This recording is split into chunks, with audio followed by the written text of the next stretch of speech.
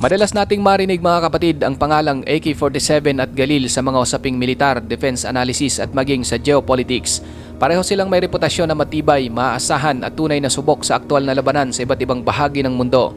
Ngunit sa kabila ng kanilang pagkakapareho sa imahe bilang combat-proven rifles, ano nga ba talaga ang malinaw na pagkakaiba ng mga ito? Pareho ba silang iisang disenyo na may ibang pangalan lamang o mayroong mas malalim na technical, historical at doktrinal na dahilan kung bakit sila magkaiba? Sa video na ito, hihimayin natin ang kanilang pinagmulan, engineering philosophy at battlefield performance. Susuriin din natin kung paano nakaapekto ang karanasan sa digmaan at strategic mindset ng kanilang bansang pinagmulan sa kanilang disenyo. Sa ganitong paraan, mas mauunawaan natin kung bakit sila parehong naging iconic sa modern warfare at kung ano ang tunay na naghihiwalay sa dalawang legendary infantry rifles na ito.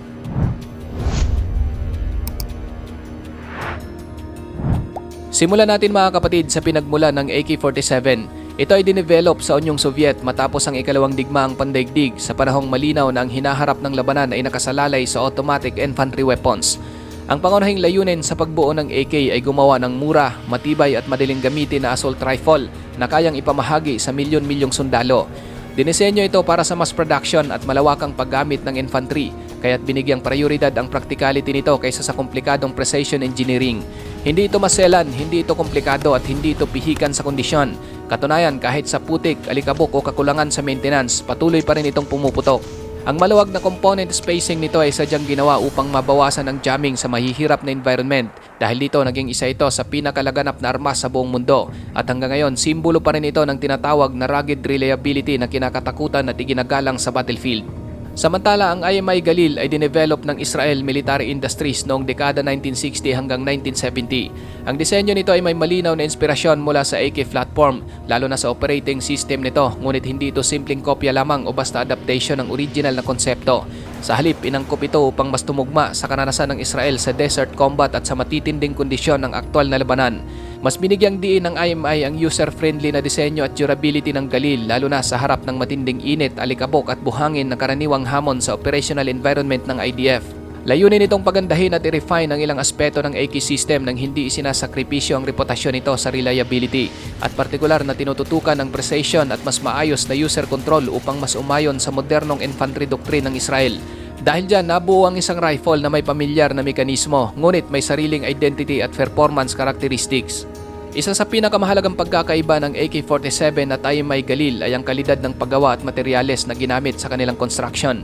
Ang AK-47 ay kilala sa paggamit ng stump o mild receiver depende sa variant at ang disenyo nito ay sadyang nakatuon sa pagiging simple at madaling gawin sa malakihang produksyon. Hindi nito hinabol ang perpektong paggawa dahil mas binibigyan ng importansya ang functionality kaysa sa pino at detalyadong machining. Samantalang ang Galil ay mas mabigat at mas refine ang pagkakagawa na may mas maingat na machining at mas mataas na standard ng fit at finish ng bawat bahagi. Dahil dito, kadalasan ay mas mahal ang Galil kumpara sa AK sa parehong panahon ng kanilang produksyon. Ngunit kapalit ng mas mataas na presyo ay ang mas premium na construction at mas kontroladong overall build quality. Sa aspeto ng reliability, parehong kilala ang AK-47 at IMI Galil sa kanilang pambihirang tibay sa aktwal na labanan. Ang AK-47 ay isang legendary pagdating sa kakayahang mag-function kahit marumi, mabuhangin o kulang sa maintenance ang kapaligiran. Maluwag ang internal tolerances nito kaya naman kahit may pumasok na buhangin o putik, patuloy pa rin itong gumagana at bihirang mag-jam. Ang Galil naman ay dinisenyo rin na may malinaw na konsiderasyon sa desert condition kung saan matindi ang init at napakapino ng buhangin na maaring makaapekto sa mekanismo ng armas. Pinahusay nito ang dust resistant at sealing laban sa dumi upang mapanatili ang consistent performance sa mahihirap na environment. Sa puntong ito, halos magkapantay sila pagdating sa reputasyon ng pagiging maasahan sa field. Ngunit sa kabila ng parehong resulta, magkaiba ang kanilang engineering approach. Ang AK ay umaasa sa simplicity at tolerance-based reliability, samantalang ang Galil ay gumagamit ng mas refined at controlled design adjustment upang makamit ang parehong tibay. Pagdating sa ergonomics o komportabling paghawak at kontrol, dito mas malinaw na lumalabas ang pagkakaiba ng AK-47 at IMI Galil. Ang AK-47 ay may traditional na layout na hindi gaanong komportable gamitin ng kaliwa o kanang kamay at ang safety lever nito ay kilalang malaki na minsan ay nangangailangan ng mas malawak na galaw ng kamay upang i-operate. Simple at matibay ang controls ng AK, ngunit mahirap itong maabot ng hindi bahagyang binabago ang firing grip lalo na sa mabilisang sitwasyon. Sa kabilang banda, ang Galil ay mayroong mas user-friendly na safety at charging handle placement, kabilang ang karagdagang safety selector at mas accessible gamit ang hinlalaki. Mas iniisip sa disenyo nito ang mabilisang transition, mas maayos na kontrol at mas natural na galaw ng kamay habang nasa combat stance. Ang ganitong approach ay resulta ng Israeli combat experience kung saan mahalaga ang mabilis na reaksyon at adaptability sa iba't ibang terrain. Sa usapin naman ng caliber, ang classic AK-47 ay gumagamit ng 7.62 by 39mm na bala na kilala sa mas mabigat na projectile at solid na stopping power sa mid-range engagement. Ang ganitong kalibre ay may reputasyon sa mas malakas na impact lalo na sa mas maikling distansya at sa mga sitwasyong may cover o vegetation. Samantalang ang Galil ay mayroong iba't ibang variant kabilang ang bersyon na gumagamit ng 5.56 by 45mm NATO na mas magaan ngunit mas mataas ang velocity. Ibig sabihin mas align ito sa Western ammunition standards at sa mga bansang gumagamit ng NATO caliber systems. May direktang epekto ito sa logistics, supply chain at interoperability sa panahon ng joint exercises o coalition operation lalo na kung ang isang bansa ay kaalyado ng NATO forces at nais panatilihin ang compatibility sa ammunition at magazine. Sa timbang naman at handling, mas mabigat ang original na IMI Galil kumpara sa AK-47. Ang dagdag na bigat na ito ay pangunahing dahil sa mas solid at mas makapal na pagkagawa ng receiver nito at iba pang bahagi na nagbibigay ng tibay at stability kapag nagpapaputok. Gayunpaman, ang mas mabigat na armas ay maaari ring makaapekto sa mobility ng sundalo, lalo na sa mahabang patrols o extended operation kung saan dala rin nila ang iba pang kagamitan. Ang AK naman ay mas magaan at kadalasang mas balanse para sa extended carry, kaya mas komportable ito sa pangmatagalang paggamit sa field. Sa close quarter engagement, kung saan mabilis ang galaw at reaksyon, mahalaga ang mas magaan sa paghawak at pag-aim ng armas. At ang bawat kilo na nadaragdag sa loadout ay may direktang epekto sa pagod, stamina at reaction time ng isang infantryman. Ito ang practical reality ng infantry combat. Ang disenyo ng armas ay hindi lamang tungkol sa tibay kundi pati sa physical na kakayahan ng taong gumagamit nito. Ngayon mga kapatid, sa modern era, malinaw na nag-evolve na rin ang dalawang platform upang makasabay sa pagbabago ng digmaan at teknolohiya. Mayroon ng mga updated variants ang AK-47 na nilagyan ng reels, polymer furniture at mas modernong stock system upang maging compatible sa optics at tactical accessories. Ipinapakita nito na kahit ang isang classic design ay kayang i-upgrade upang umayon sa kasalukuyang pangangailangan ng infantry. Samantalang ang Galil ay nagkaroon din ng mas modernong bersyon tulad ng IWI Galil Ace na mas modular at mas akma sa paggamit ng red dot sights, scopes at iba pang attachment. Ipinapakita ng dalawang ebolusyong ito na ang parehong platform ay kayang mag-adapt sa bagong panahon at sa digital battlefield. Ngunit sa kabila ng modern upgrades, nananatiling magkaiba ang kanilang base philosophy. Ang AK ay nakaugat sa simple mass durability, samantalang ang Galil ay nakatuon sa refined adaptability at mas kontroladong performance.